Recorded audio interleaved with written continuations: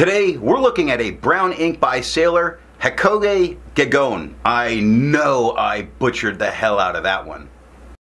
Hi, I'm Adam, and I'm an ink guy. I get inks, test them, and share the results with you. There's timestamps down below so that if you are only interested in certain parts, you can skip around, but if you've got the time, please check out the entire video.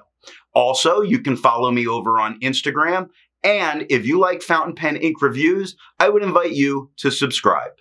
To make sure I have a range of experience with this ink, I do the writing samples. I then put the ink into this Parker jotter with a medium nib. I wrote with it for a day and used it to take my notes for this video. In order to have some standardization, I always use Clairfontaine, Tomoe River, and Rhodia paper in the first writing samples, although there is an additional writing sample with different papers later in the video. Now, let's look at the writing sample. I picked this ink up in bottle form, and I'm showing the box because this particular ink comes, its box is got a different front for each one, so it's not the same all the time. This was really the reason I went after it, was that vase shape that it's so nice to use when other inks are running out. Who doesn't like that vase bottle from Sailor? To keep my writing samples consistent, I use a Jinhao 159 with a Goulet 1.1 stub, a Jinhao X450 with a Goulet medium, and a Jinhao X750 with a Goulet extra fine. Let's take a look at the Clairfontaine. We get no bleeding, no ghosting. The 1.1 is no feather spread, halo sheen, no shade.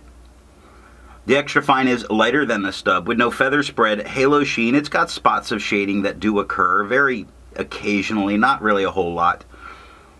Medium is by far the darkest tone on the page with no feather spread, halo sheen. It's got spots of shading that are going on, like the word quick is much darker than the word over, so it's there. 9 seconds to dry. Scrubby for both do show some color variation, although there wasn't much in the extra fine. Tomoe River. No bleeding, normal Tomoe River ghosting. The 1.1 with no feather spread, halo sheen, no shade. Extra fine is about the same tone as the stub with no feather spread, halo sheen, spots of shading that are occurring, just peppered little darker spots. 11 seconds to dry. Medium, by far the darkest tone on the page with no feather spread, halo sheen, no shade, 17 seconds to dry. The scrubby of the extra fine shows some color variation. We did get some. The medium shows none, and we got none. And Rhodia. No bleeding, no ghosting. The 1.1 has no feather spread, halo sheen, couple spots of shading. I want to say no real shading, but there are some spots. Not where I went back over on the E, but look at the K, look at the G, the B, it's definitely there. Extra fine is about the same tone as the stub, with no feather spread, halo sheen, spots of shading, only faint spots occur, it's just speckled in, 5 seconds to dry. Medium, by far the darkest tone on the page, with no feather spread, halo sheen, no shade, 8 seconds to dry. Now the scrubby for both far left to far right does show some color variation, although we didn't get it in the medium. I agree with Vita that I've learned a lot by doing multiple chromatographies. The one on the left is done the way it's supposed to be done. I put a line of ink down and immediately put it into water for 10 to 15 seconds. And this is pretty interesting in the very light blue that's at the bottom. And on the right side at the top, we see an orange, but on the left side, we see a brown. So that's very interesting because it makes you wonder if that's a separation of the mix, and the brown is the mix of the blue and the orange. Well, the one on the right that I let dry for 10 minutes before I dunk it into water, it shows us that there is 3 different colors here. Now the blue very much set up in line on the bottom, making some permanence. But what we see is just above the orange and brown on the right side, we see little bits of the blue still poking through, which means it's not a mixture of that blue and orange making brown, but that's 3 different dyes that are in this ink.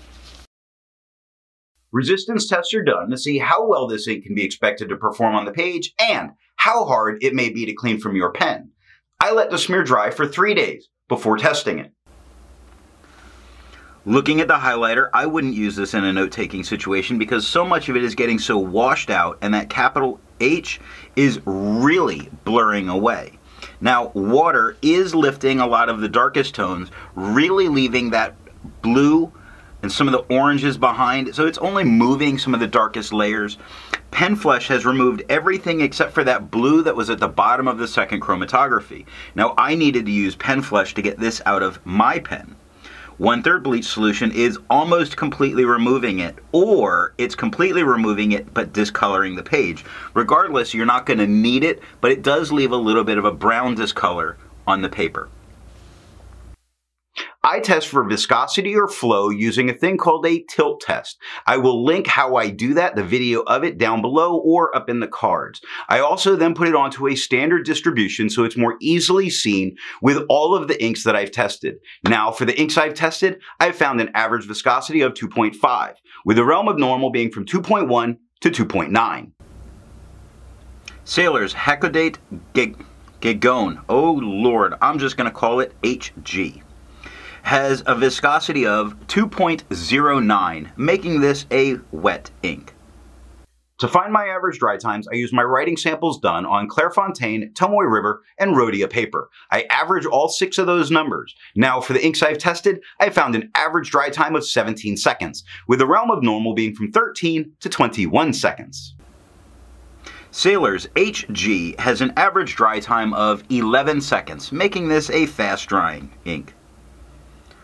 Instead of finding inks that look like Sailor's HG, I would prefer to find an ink that complements its color on the page. I went for a nice purple, and I chose Noodler's Purple Martin. The second writing sample is done on Field Notes, Fabriano, and Mead notebook paper. That's 16-pound notebook paper. Here we're looking at Field Notes paper. We get no bleeding, no ghosting. The 1.1 has feathering, a whole bunch of feathering all over it. Tiny feathers, but not out of control, but there are tons of them there. No spread, halo sheen, no shade. The extra fine is lighter than the stub with no feather spread, halo sheen. Spots of shading going on, some peppering of shading going on, just little ones. 1 second to dry, which makes that very amazing. Medium is by far the darkest tone on the page with a ton of feathering around on it. Look at the word jumps. Look at the word fox, the word brown. It's tiny all over. It gives it just a slight blurry look, but nothing that should stop you from being able to easily read it. 2 seconds to, or sorry, no spread, halo sheen, no shade. 2 seconds to dry. The scrubby of the extra fine shows us color variation. We do get speckles of it. The medium shows none, and we got none. Fabriano. No bleeding, no ghosting. The 1.1 has no feather spread, halo sheen, and no shade. The extra fine is slightly lighter than the stub with no feather spread, halo sheen, no shade, and 3 seconds to dry. Medium is by far the darkest tone on the page with no feather spread, halo sheen, no shade, 7 seconds to dry. Now the scrubby for both far left to far right. I don't think the medium's showing as well on camera, but they do show some color variation that we're not getting in the writing. And last up is Mead Notebook. Now we do get bleeding, we do get ghosting. Make ghosting easier for you to see there. Not horrible on the ghosting. The bleeding would stop me from using the back of the page. That's the medium up top. The medium does have minor feathering going on all over it, but I would expect that on this paper. No spread, halo sheen, no shade. The extra fine is quite a bit lighter than the stub with no feather spread, halo sheen, no shade, 1 second to dry, so it did very well here. The scrubby shows no color variation, and we didn't get any in the writing, and that is all that I have for the writing sample. So what do I think of Sailor's Hakodate Gagone? This was an ink that I originally purchased because I was really interested in that old Sailor bottle. Now, I used that whole bottle up, and through the time using that bottle, I really came to appreciate this ink, which is funny because originally I didn't care for it. So this is one that I put on that kind of, it's an acquired taste sort of color. So what nib and pen are going to give the best writing experience with this ink? I haven't enjoyed it out of very wet pens. I found the color to be much too dark, but a medium to dry flow, medium or broad pen really puts down a great color that's pleasing. If you enjoyed this video, give it a thumbs up, and if it's your first time here, I'm going to remind you, if you enjoyed it, subscribe. Thanks for watching.